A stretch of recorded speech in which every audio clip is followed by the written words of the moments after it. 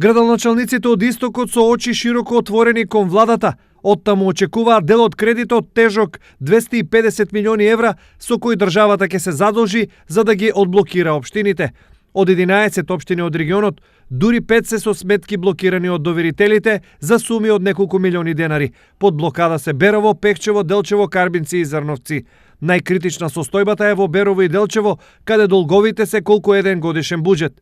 Обврските спрема доверители се над 22 милиони, обврските кон Светска банка по основ на задолжување се 18 милиони 699 илјади, обврски неисплатени кон советниците во износ од 1.117 илјади. Со најмалку 24 милиони долг е заглавена и малата општина Карбинци, која од поодамна се надева на помош од државата. Па во неофицијалните разговори, значи во најбрз можен начин, тоа е до крајот на месец се очекува да се деблокира сметката на општина Карбинци и да можеме да испорачуваме услуги према граѓаните. Иако не се блокирани, големи долгови бројат и општините Пробиштип, Виница, Македонска Каменица и Кочани. Сите долгови главно се направени во минатите години, но проблемите се рефлектираат сега. Кредитирањето на општините е еден од начините на кои државата ќе им помогне, но според економистите постојат и други механизми за справување со ситуацијата. Законот за финансирање на единици на локална самоуправа има институт кој што е наречен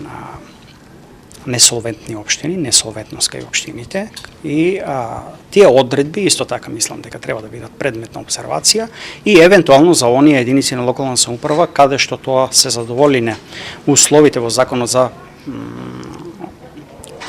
прогласување на несолвентност кај одредени единици на локална самоуправа, тоа да биде активирано. Инаку, според Државниот завод за ревизија, вкупните неплатени обврски на општините во Македонија кон добавувачите на крајот на 2016 година достигнуваат 82 милиони евра.